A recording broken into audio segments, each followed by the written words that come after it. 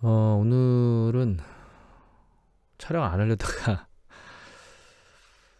이 매일 보시는 분들, 이거 촬영을 해야 되는 거 아니야? 매일 보시는 분들이 있는데 그것 때문에 촬영을 합니다. 오늘은 진짜 짤방처럼 굉장히 짧을 겁니다.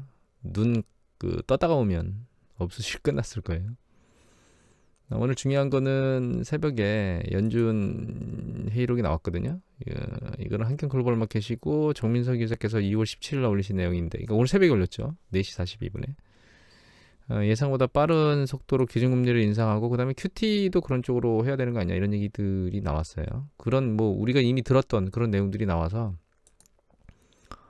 시장을 보면 S&P 500 지수를 보면 이렇게 나스닥도 마찬가지고 아래로 세게 내려서 눈치를 보기를 하다가 급등하면서 플러스로 전환됐었거든요, 3대 지수가. 근데 장 후반부에 약간 꼬리를 내리면서 마이너스로 끝났습니다. 결과적으로는 기대한 것만큼의 회의 의사록이 오픈된 거고, 시장은 더 강한 게 없으니까 환호를 보인 것처럼 올라 반등하는 걸 보이기도 했지만, 그래도 눈치 보기를 계속 하고 있다, 이렇게 정리를 하면 될 것 같아요. 다만 연준의 매파적인 행동이나 이런 것들이 좀 불안하게 여겨질 수도 있긴 한데, 오늘 미국 지표를 나온 걸 보면 여기 리테일 세일이 기대치보다 상당히 1% 기대했는데 3.3%로 높게 나왔거든요. 판매, 소비자들의 지갑 열기가 아직도 괜찮다, 이렇게 보이는 거죠. 그 다음에 산업 생산도 예측치보다, 저는 예측치 0.4%인데 1.4로 높게 나왔습니다. 거기에 가동률도 예측치보다 높게 나왔고요. 가동률이 빨리 올라갔죠. 또 한 가지는 EIA에서 발표하는 석유 재고가 예측은 감소였는데 증가로 나오면서 유가가 세차게 내려가고 있습니다. 보시면 아주 빠른 속도로 내려가고 있죠. 우크라이나 긴장이 강화되면서 이 석유가 머리를 꾸물꾸물 들고 계속 올라왔는데, 최근 우크라이나 긴장이 좀 완화되고 있고, 러시아가 아직 철군을 하는 그런 완벽한 어떤 그림이나 이런 것들을 보이고 있지는 않지만 침공을 하지는 않을 것이다라고 하는 의사들이 이제 신문지상에서 보도가 되면서, 일단 의도는 어떻게 됐건 실제로 침공을 하지 않게 될지 말지는 아직까지 확정되지는 않지만, 시장에서는 이제 우크라이나 압력에 따른 석유수에 대한 가격 상승은 탄력을 좀 잃고 있는 것 같습니다. 완전히 긴장 해소나 이런 부분들이 만들어지려면 결과적으로는 협상 테이블에서 무엇인가 양쪽이 얻을 수 있는 무엇인가를 얻는 그런 협상 내용이 솔솔 좀 나와야 될 것 같고, 이미 이제 그게 나왔다 그러면 이제 끝난 거겠죠. 그리고 러시아가 철군을 하려면 그런 것들이 어느 수면 아래로든 가시적으로 보이던 간에 진행이 돼야만 철군을 진행하겠죠. 그렇기 때문에 이제 시장에서 반응하는 걸 보면 우크라이나 상황은 이제 끝난 게 아니냐, 이런 생각이 들고, 중요한 거는 그런 상황에서 이렇게 빠른 속도로 유가가 빠진다는 것은 에너지 압력에 대해서 상대적으로 에너지가 주는 인플레이션 압력에서 조금 더 약간 느슨해질 수 있겠다라고 하는 부분, 그 다음에 오미크론 상황이 해결되고 있는 부분 때문에 향후의 보도들이 지표상으로도 그렇고요,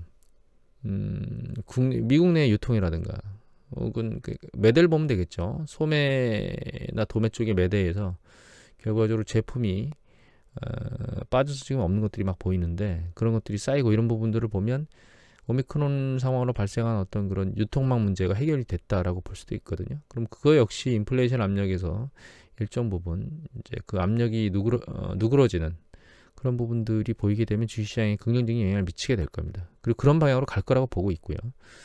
봄이 되면 자연스럽게 그렇게 될 거고, 이미 이제 미국은 오미크론이 급등했다가 쭉 밑으로 내려온 걸 보이기 때문에 향후에 이제 순차적으로 그런 형태가 나타나는 보도들이 나오지 않을까, 이렇게 생각을 하고 있습니다.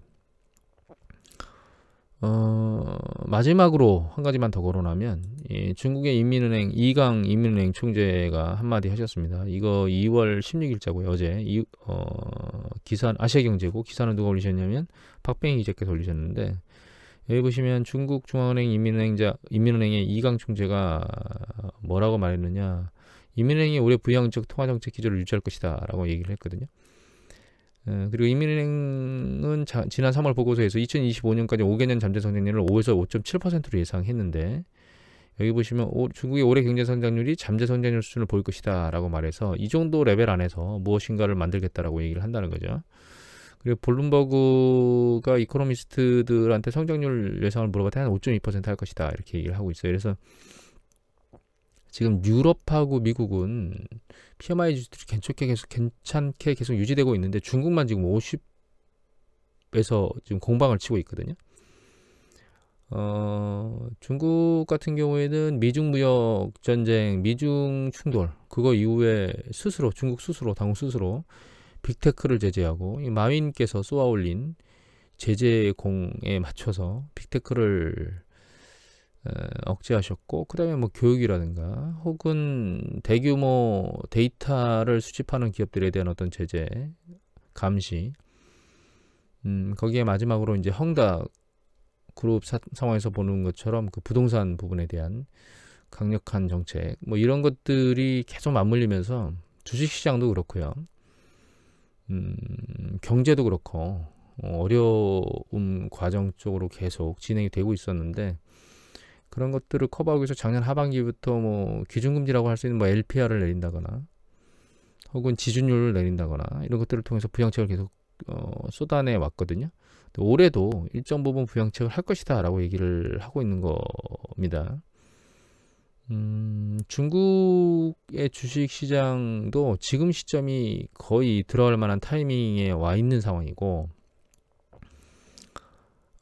지금이 지나고 나면 요거보다 낮은 시점에 살 수 있는 시기가 오지 않을 수도 있다 이렇게 생각을 하고 있습니다. 다음번 경기 수축 이전에는. 다만 중국에 대한 움직임이 글로벌 주식시장의 움직임하고 완전히 괴리를 벗어나서 움직일 수는 없다고 보기 때문에, 계속 누차 말씀드리지만 연준이 시장이 흔들리고 있잖아요. 연준에 대한 정책에 따라서 향후 시장이 한번 더 흔들릴 수도 있는데, 그때 흔들릴 때 최종적으로 그 저점을 찍는 형태에서 마지막으로 저점을 찍고 올라가지 않을까, 그런 관점에서 놓고 보면 중국 투자를 생각하시는 분들은 조금씩 그냥 단계별로 두세 번 나눠서 매집하는 전략을 피면서 포지션을 늘리는 이런 전략을 피시는 게 좋지 않을까, 이런 생각을 하게 됩니다. 자, 오늘은 이것으로 마치도록 하겠습니다.